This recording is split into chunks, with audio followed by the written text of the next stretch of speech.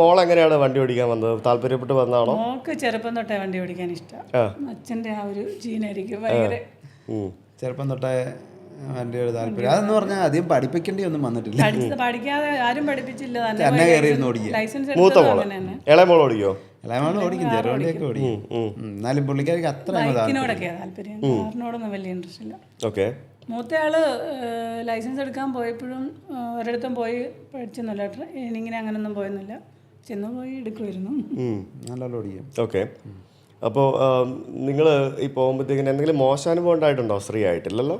ഇല്ല, എനിക്ക് അങ്ങനെ മോശം അങ്ങനെ, കാരണം എല്ലാവരും വളരെ റെസ്പെക്റ്റോട് കൂടി. അതൊന്നും മോശമൊന്നുമില്ല. അത് നമ്മളെ വാഷ്റൂം ഫോണൊക്കെ തട്ടിപ്പറ്റി. അതെ, അത് വാഷ്റൂമിൻ്റെ അതാ പമ്പിൽ ഒരാളുമായിട്ട് ചെറിയൊരു ഉടക്കം ഉണ്ടായി. അപ്പം വീഡിയോ എടുത്താൽ ഫോൺ പറിക്കുകയൊക്കെ ചെയ്തു. മോശമായിട്ട് പറഞ്ഞ ചേട്ടായിയോട്. അല്ലാതെ ഒരു സ്ത്രീ എന്നുള്ള നിലയിൽ ഒരിടത്തും ചേച്ചിയായിട്ട് പോകുമ്പോ പല സ്ഥലത്തും നമുക്ക് ഊരി പോകാൻ പറ്റും അല്ലേ? അങ്ങനെ ഒരു ഗുണമുണ്ടല്ലേ? അതാ ഞാൻ പറഞ്ഞേ, അത് ഭയങ്കര പിടിച്ചിരുന്ന പരിപാടി ഇതൊക്കെ ഒഴിഞ്ഞു പോകാൻ ശ്രമിക്കാറില്ലേ? എനിക്ക് തോന്നുന്നേ ഈ ഒരു സ്ത്രീ എന്നുള്ള നിലയിൽ ഏറ്റവും കൂടുതൽ ബഹുമാനം കിട്ടുന്ന സ്റ്റേറ്റ് ബംഗാളാണെന്ന് സംശയമുണ്ട്. ഈ പ്രാവശ്യം ഇപ്പം ബംഗാളും ശ്രീനഗർ കാശ്മീരും ഒക്കെ. അതെ, ബംഗാളിൽ എന്താണെന്ന് ചോദിച്ചാൽ സ്ത്രീകളോട് ഭയങ്കര ബഹുമാനം. എൻ്റെ ഒരു അനുഭവത്തിൽ വണ്ടി ട്രക്കുകളെല്ലാം പിടിച്ചിടുന്ന സ്ഥലത്ത് അവർക്കൊരു വനിതാ മുഖ്യമന്ത്രി വരെ ഉണ്ട്. അതുകൊണ്ടാണ് ഞാനത് പറഞ്ഞത്. ഇതുവരെ ഒരു വനിതാ മുഖ്യമന്ത്രി വരെ പോലും ആയിട്ടില്ല. അല്ല, ദീദി ഉള്ളതുകൊണ്ടായിരിക്കും എന്ന് ഞാനത് ഇങ്ങനെ അന്ന് കഴിഞ്ഞിട്ട് പോയപ്പോൾ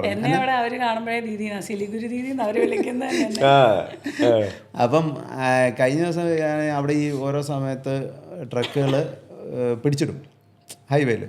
അപ്പോൾ ഞങ്ങൾ ചെന്നപ്പോൾ ഞങ്ങളോട് കയറി പൊക്കോളാൻ പറഞ്ഞു. അപ്പം അത് ഓരോരുത്തർ ചെല്ലുന്നിടത്തെല്ലാം ഒതുക്കാൻ ഇങ്ങനെ പറഞ്ഞു വരുമ്പോൾ ഇങ്ങനെ നോക്കുമ്പം ലേഡി ആണെങ്കിൽ അന്നേരം പുറകേറ്റ് വിട്ടു. അങ്ങനെ അതൊരു ബംഗാളിൽ ഒരു കുറച്ച് ട്രിപ്പായിട്ടൊന്ന് ഞങ്ങൾ നോക്കിയിട്ട് അങ്ങനെ ഒരു ഭയങ്കര ഒരു ബഹുമാനം എല്ലാവരും. ഞങ്ങൾ ഈ ട്രിപ്പ് ത്രിപുരയ്ക്ക് പോയിട്ട് വഴിക്ക് വെച്ച് കാശ്മീർ കുറേ വണ്ടിക്കാരെ കണ്ടു. ഞങ്ങൾ കണ്ടില്ല, അവർ റോഡിൻ്റെ ഓപ്പോസിറ്റ് സൈഡിലായിരുന്നു. ഞങ്ങളൊരിടത്ത് വണ്ടി ഒതുക്കിയിട്ട് അവിടെ നിൽക്കുമ്പോൾ ജാർഖണ്ഡ് വെച്ച് ഇവർ 3-4 വണ്ടിക്കാർ ഞങ്ങളുടെ അടുത്ത് വന്നു. ഇത്തവണ എന്താ കാശ്മീരിന് വരാഞ്ഞെന്ന് ചോദിച്ചുകൊണ്ട് അന്ന് അവർ കുറേ ആപ്പിളൊക്കെ കൊണ്ടു തന്നു. ഭയങ്കര കാര്യം എല്ലാവർക്കും തന്നെ. നിങ്ങൾ ഈ ക്യാരവനായിട്ട് പോയ സമയത്ത് നമ്മുടെ ഈ വലിയ വണ്ടി ക്യാരവനായിട്ട് മറ്റു സംസ്ഥാനങ്ങളിൽ പോകുമ്പോഴത്തേക്കിനും ഇപ്പോഴും പല പോലീസുകാർക്കും ഇത് ക്യാരവനാണെന്ന് അറിയാത്ത പോലീസുകാർ വരെ ഉണ്ടാവില്ലേ? അതൊക്കെ ഉണ്ടാവും ഇല്ലേ? പിന്നെ അവർ ഈ നമ്പർ പ്ലേറ്റിലേക്ക് നോക്കുമ്പോൾ ഇത് വൈറ്റ് ബോർഡാണല്ലോ, വൈറ്റ് ബോർഡാണ്. അതുകൊണ്ട് വരും. അതുകൊണ്ട് കുഴപ്പമില്ല. അല്ലെങ്കിൽ എന്നാലും ക്യാരവൻ ആണോ എന്നുള്ള ഒരു ഇതുണ്ട്. ക്യാരവൻ എന്ന് പറയുമ്പോൾ പിന്നെ അങ്ങനെ നോക്കുന്നത് കാണാനൊക്കെ ചിലപ്പോൾ ഈ വലിയ വണ്ടികൾ ബസ്സും ട്രക്കും ഒക്കെ കൈക്കൂലി കൊടുക്കുന്ന പോലെ ക്യാരവനിൽ പോകുമ്പോൾ കൈക്കൂലി ചോദിക്കാറുണ്ടോ? ക്യാരവനിൽ ഇത് പേഴ്സണൽ യൂസ് ആയതുകൊണ്ട് ചോദിക്കാറില്ല. അതേസമയം അത് പെർമിറ്റ് വേണ്ടിയാണ് ഉറപ്പായിട്ട് മേടിക്കും. അതെ. അപ്പം നമ്പർ പ്ലേറ്റിലേക്ക് നോക്കുമ്പോൾ ഇത് വൈറ്റ് ആണല്ലോ, അതുകൊണ്ട് പിന്നെ ഇങ്ങനെയുള്ള വണ്ടികൾ വളരെ കുറവൊക്കെ ആയതുകൊണ്ട് അങ്ങനെ ചോദിക്കാറില്ല. അല്ലെങ്കിൽ ഉറപ്പായിട്ട് മേടിക്കും. ഓക്കെ. പിന്നെ വേറൊരു ചാർജസ് ഉള്ളത് ഈ പാർക്കിംഗ് ചാർജ് എന്ന് പറഞ്ഞൊരു പരിപാടിയും കൂടെ ഇല്ലേ ട്രക്കുകൾക്ക്? അത് കാര്യമായിട്ടുണ്ടോ? ട്രക്കുകൾക്ക് അങ്ങനെ ഇല്ല. എന്നാന്നറിയോ, ഉണ്ടെന്ന് പറഞ്ഞാൽ നമ്മൾ ഏതെങ്കിലും ഇപ്പോൾ ഒരു മെയിൻ ഒരു ടൗണിൽ ചെന്നിട്ട് അവിടെ പാർക്ക് ചെയ്യുന്ന ഗ്രൗണ്ട് അല്ലെങ്കിൽ ബോംബെയിലൊക്കെ ചെല്ലുമ്പോൾ ഉണ്ടെങ്കിൽ അതിന് ചാർജ് ഉണ്ട്. അത്രേ ഉള്ളൂ. അത് ഒരു ദിവസം ഇടുന്നതിന് ഒരു 100-200 രൂപ ഒക്കെ അത്രേ ഉള്ളൂ. അല്ലാതെ നമ്മളിപ്പോൾ ദാബയിലൊക്കെ ഇപ്പോൾ ഒരു ദാബയിൽ നമ്മൾ കിടന്നുറങ്ങുകയെന്ന് വെച്ചു, ദാബയിൽ കൊണ്ടുപോയി നല്ല പാർക്കിംഗ് സൗകര്യം അത് കണ്ടിട്ടില്ലേ, വലിയ പാർക്കിംഗ് സൗകര്യമുള്ള ദാബകളുണ്ടല്ലോ, അവിടെ കൊണ്ടുപോയിടുമ്പം അവിടെ വേറെ, അവിടെ നമ്മൾ കടയിൽ നിന്ന് കയറി എന്തെങ്കിലും ഫുഡ് കഴിക്കുക എന്നുള്ളതല്ലാതെ ഇനി കഴിച്ചില്ലല്ലോ അവർ ചോദിക്കത്തൊന്നുമില്ല. അവിടെ സെക്യൂരിറ്റി ഉണ്ടാവും.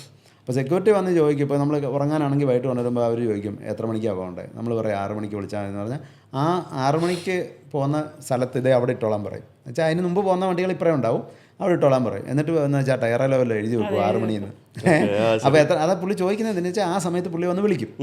അപ്പോൾ എന്നിട്ട് നമ്മൾ 6 മണിയാകുമ്പോൾ കറക്റ്റ് വന്ന് വിളിക്കുമ്പോൾ ഒരു ചിലയിടത്ത് 20 രൂപ 30 രൂപ ഒക്കെ പാർക്കിങ്ങിന് ആ പുള്ളിക്ക് എന്തെങ്കിലും ചായക്കാശ് അത്രേ ഉള്ളൂ. അത് നമുക്ക് ഇഷ്ടമുള്ള പൈസ കൊടുക്കാം.